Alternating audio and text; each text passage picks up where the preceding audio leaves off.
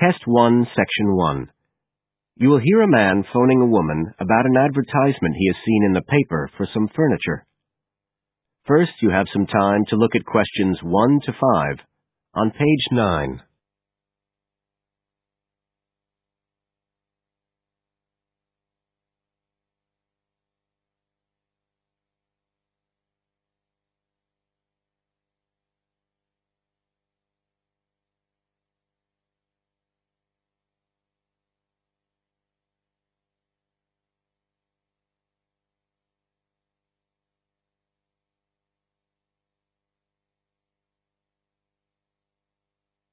You will see that there is an example which has been done for you. On this occasion only, the conversation relating to this will be played first.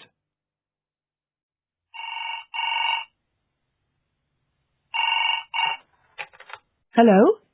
Oh, hello. I'm ringing about the advertisement in yesterday's newspaper. The one for the bookcases. Can you tell me if they're still available? We've sold one, but we still have two available. The number of bookcases available is 2. So 2 has been written in the space. Now we shall begin. You should answer the questions as you listen, because you will not hear the recording a second time. Listen carefully and answer questions 1 to 5.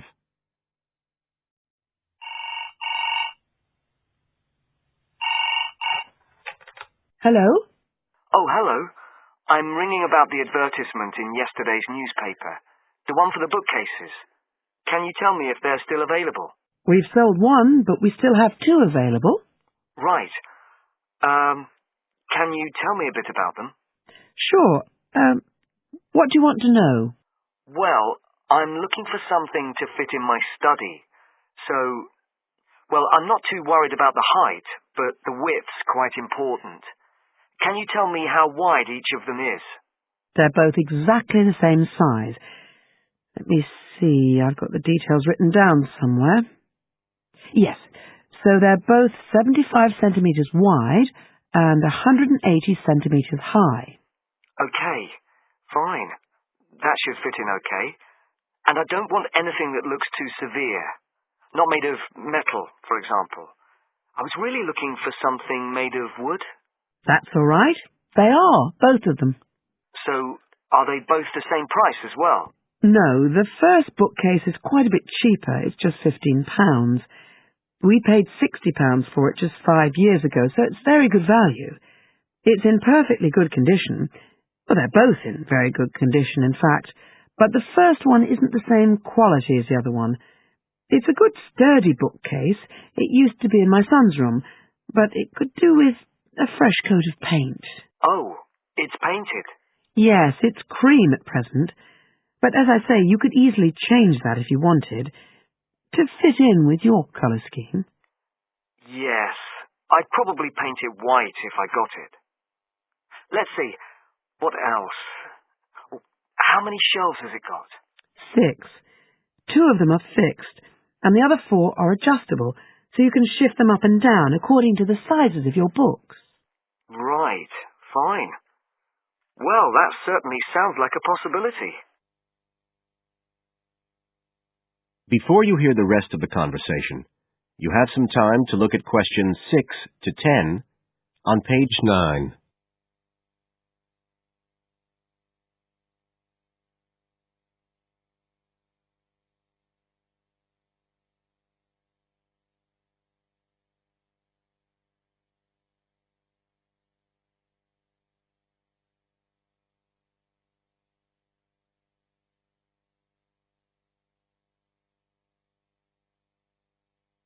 Now listen and answer questions 6 to 10. But the second one's a lovely bookcase too. That's not painted, it's just the natural wood colour, dark brown. It was my grandmother's, and I think she bought it sometime in the 1930s, so I'd say it must be getting on for 80 years old. It's very good quality. They don't make them like that nowadays. And you said it's the same dimensions as the first one? Yes, and it's got the 6 shelves. But it also has a cupboard at the bottom that's really useful for keeping odds and ends in. Right. Oh, And I nearly forgot to say, the other thing about it is it's got glass doors, so the books are all kept out of the dust. So it's really good value for the money. I'm really sorry to be selling it, but we just don't have the room for it. So what are you asking for that one? £95. It's quite a bit more, but it's a lovely piece of furniture. A real heirloom. Yes. All the same, it's a lot more than I wanted to pay. I didn't really want to go above 30 or 40. Anyway, the first one sounds fine for what I need. Just as you like. So, is it all right if I come round and have a look this evening? Then, if it's okay, I can take it away with me. Of course. So you'll be coming by car, will you? I've got a friend with a van, so I'll get him to bring me round. If you can just give me the details of where you live. Sure. I'm Mrs. Blake. Blake? That's right. And the address is 41 Oak Rise. That's in Stanton. Okay. So I'll be coming from the town centre. Can you give me an idea of where you are? Yes. You know the road that goes out towards the university? Yes.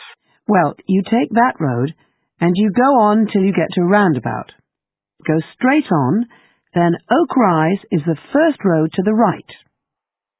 Out towards the university, past the roundabout, first left. First right. And we're at the end of the road. Got it. So I'll be round at about 7, if that's all right. Oh, and my name's Connor. Connor Field. Fine. I'll see you then, Connor. Goodbye. Goodbye. That is the end of section 1. You now have half a minute to check your answers.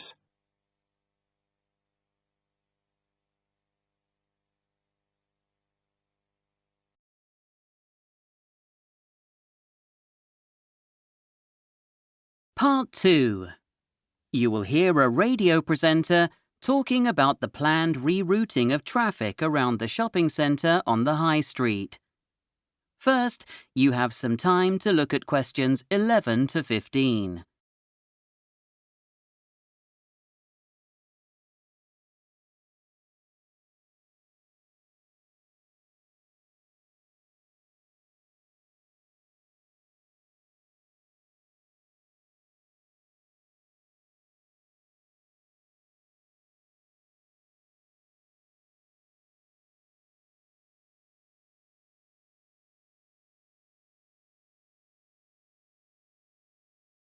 Now listen and answer questions 11 to 15. So, now on to local news. And first up, something that's been causing quite a stir ever since it was announced. Yes, I'm talking about the planned rerouting of traffic around the shopping centre on the High Street.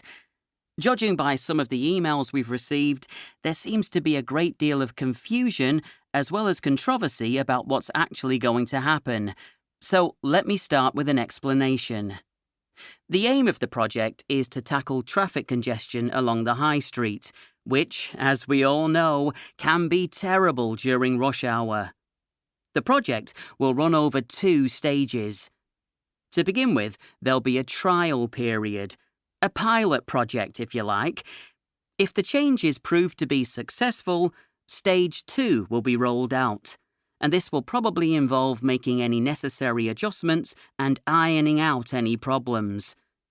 The first stage will run from the 1st of June through to the 31st of July, with the second stage continuing on through to the 30th of September.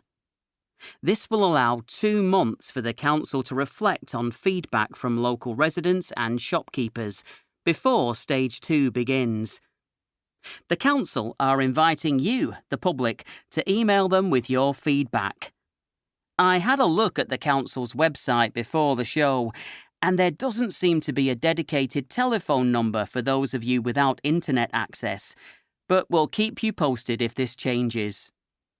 There's a view that the traffic problem is partly caused by vehicles entering the High Street from side roads, and that if access to the High Street was limited, there would be a lot less interference with the flow of traffic. This is going to mean making some roads one-way only, and one or two other roads will be restricted to pedestrians, so cars and lorries will no longer be able to use them. Another major cause of congestion, according to the council, is the parking of cars and delivery vehicles outside shops. In order to maintain the flow of traffic, parking will be banned along the high street. Before you hear more of the radio show, you have some time to look at questions 16 to 20.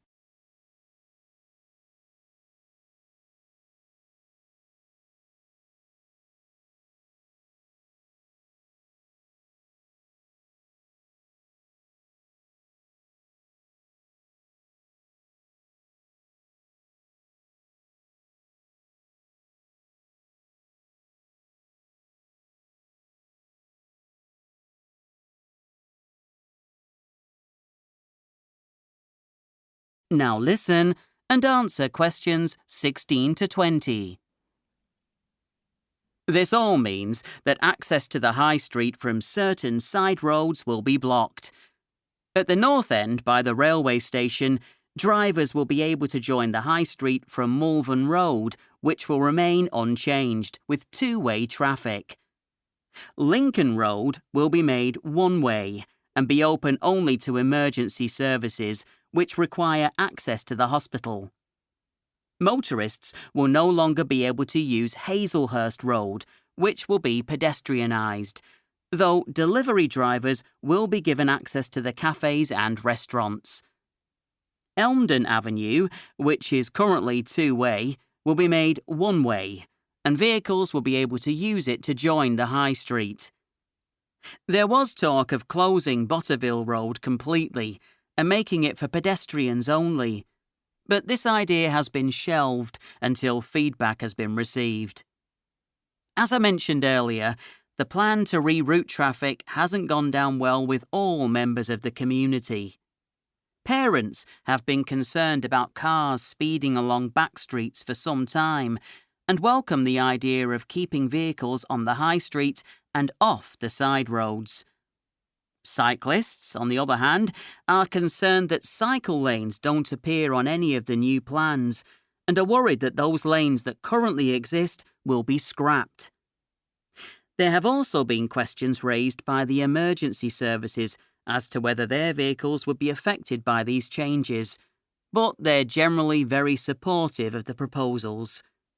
However, local shopkeepers along the high street are far from happy about the changes. As we've discussed on previous programmes, those on streets planned for pedestrianisation are looking forward to the changes. Those on the high street are wondering how they'll get supplies and goods delivered if delivery vehicles can't park outside their premises. In fact, there seems to be a feeling amongst local residents that there's been far too little consultation about these changes. Hopefully, your feedback will inform the plans for Stage 2. That is the end of Part 2. You now have half a minute to check your answers.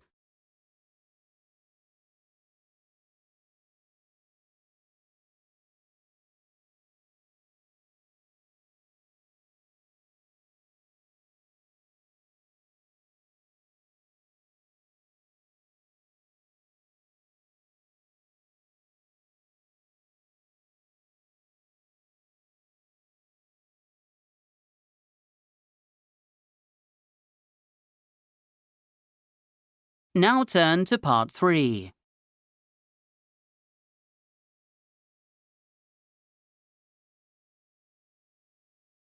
Recording 61. You will hear two students discussing their assignments. First, you have some time to look at questions 21 to 26.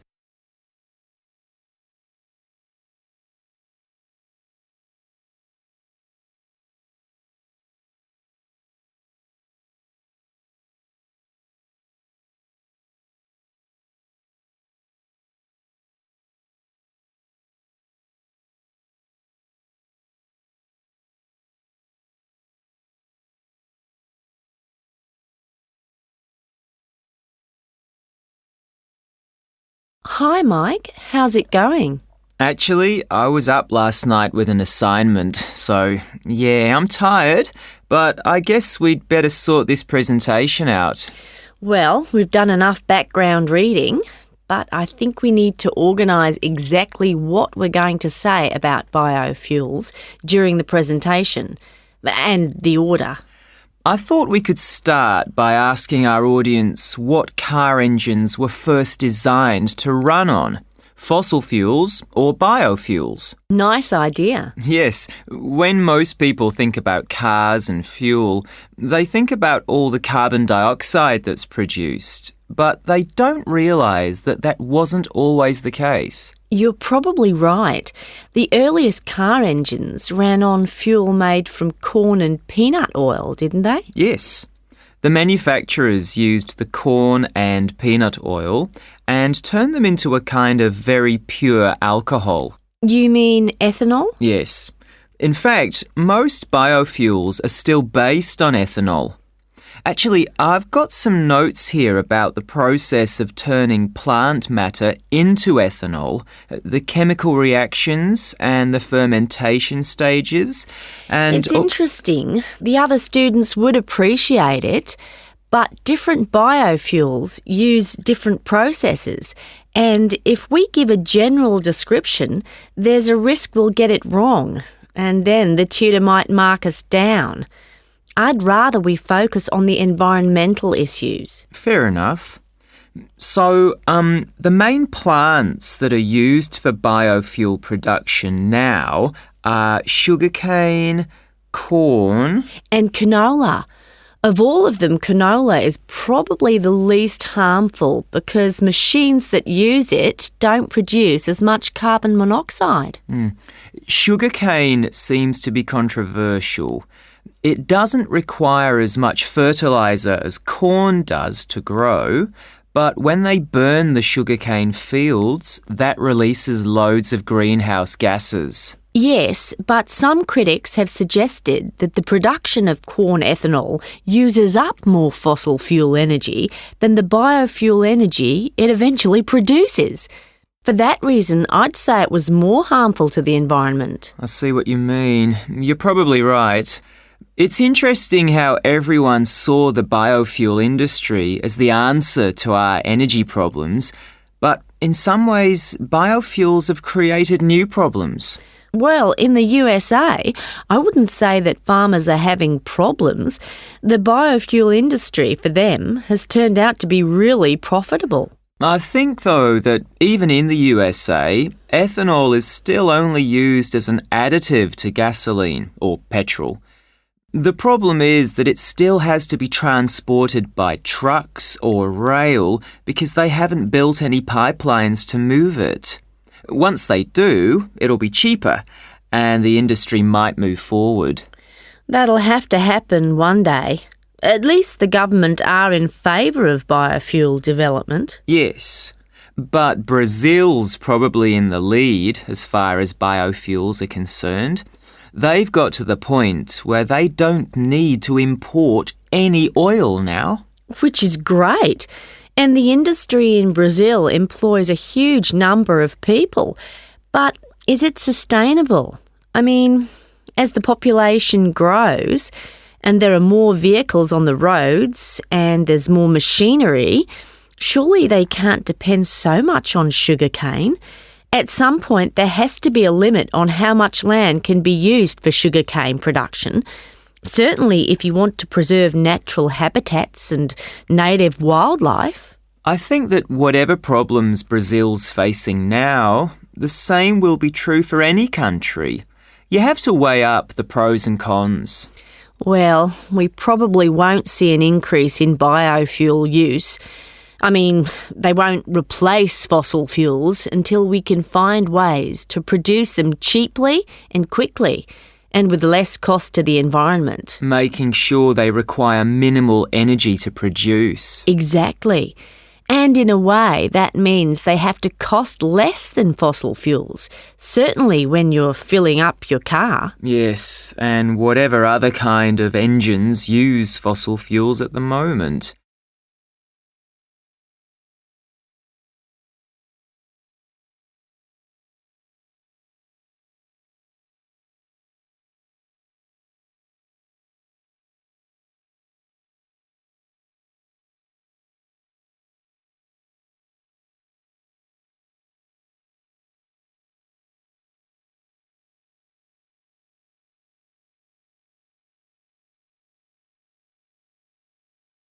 Now listen and answer questions 27 to 30.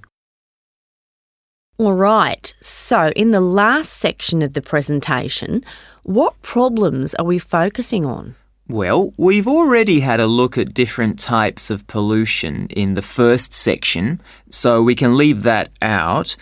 But the biggest issue related to biofuels is that land is now being used to grow biofuel crops, and that's contributing to global hunger. Indeed.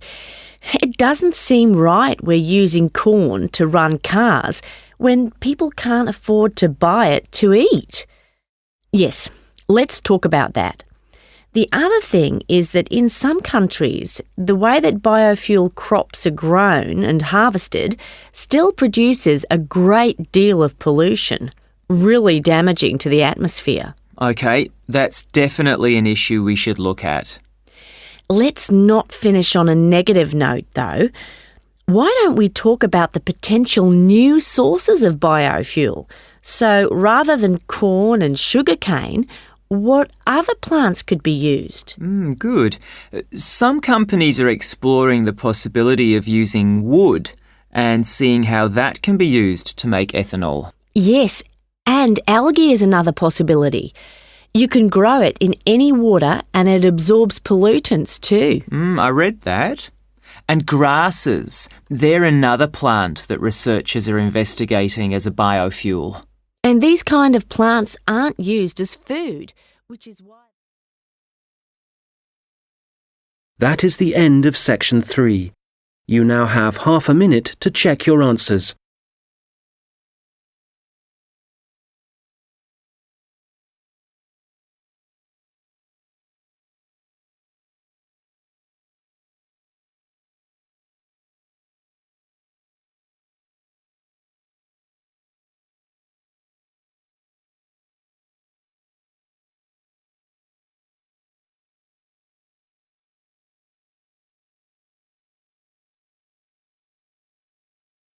Now turn to section 4.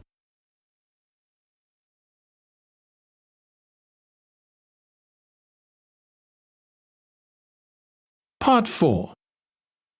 You will hear part of a presentation about an agricultural program in the country of Mozambique. First, you have some time to look at questions 31 to 40.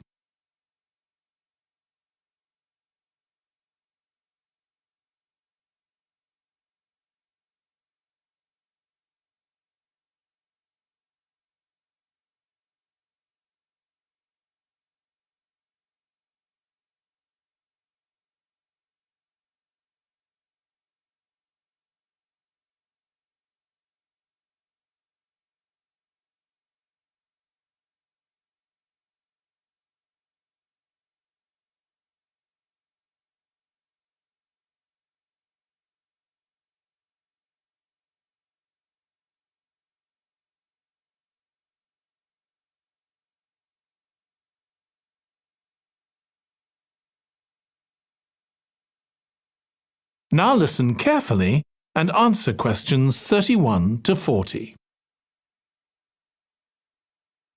I'm going to report on a case study of a program which has been set up to help rural populations in Mozambique, a largely agricultural country in Southeast Africa. The program worked with 3 communities in Chikwalakwala district near the Limpopo River. This is a dry and arid region with unpredictable rainfall.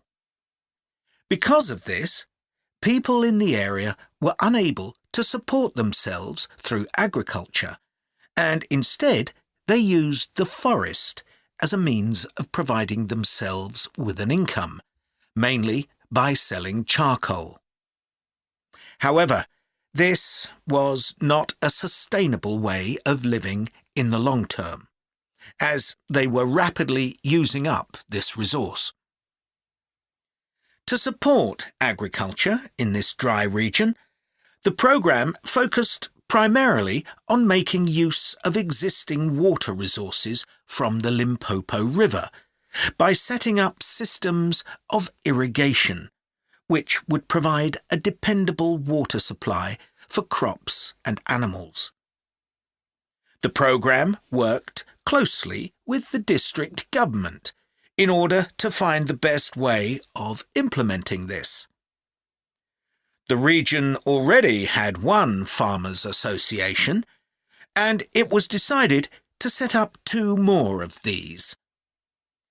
These associations planned and carried out activities including water management, livestock breeding and agriculture.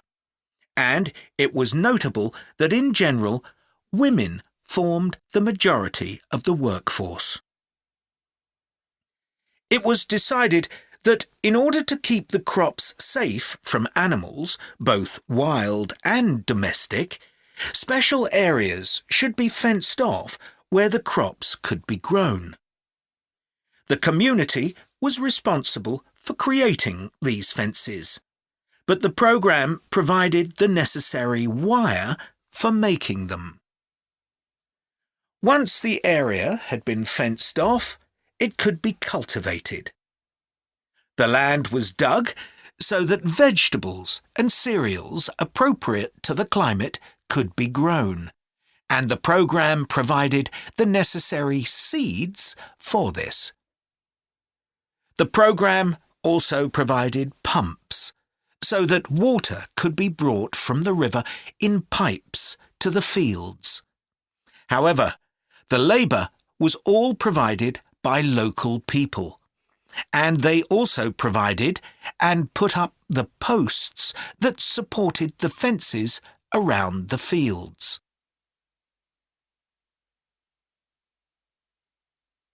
Once the programme had been set up, its development was monitored carefully. The farmers were able to grow enough produce not just for their own needs, but also to sell. However, getting the produce to places where it could be marketed was sometimes a problem, as the farmers did not have access to transport, and this resulted in large amounts of produce, especially vegetables, being spoiled. This problem was discussed with the farmers' associations, and it was decided that in order to prevent food from being spoiled, the farmers needed to learn techniques for its preservation. There was also an additional initiative that had not been originally planned, but which became a central feature of the programme. This was when farmers started to dig holes for tanks in the fenced-off areas and to fill these with water and use them for breeding fish, an important source of protein. After a time, another suggestion was made by local people which hadn't been part of the programme's original proposal, but which was also adopted later on. They decided to try setting up colonies of bees, which would provide honey both for their own consumption and to sell. So, what lessons can be learned from this programme? First of all, it tells us that in dry, arid regions, if there is access to a reliable source of water, there is great potential for the development of agriculture. In Chiqualaquala, there was a marked improvement in agricultural production, which improved food security and benefited local people by providing them with both food and income. However, it's important to set realistic timelines for each phase of the programme, especially for its design, as mistakes made at this stage may be hard to correct later on. The programme demonstrates that sustainable development is possible in areas where there is. That is the end of part 4. You now have 1 minute to check your answers to Part 4.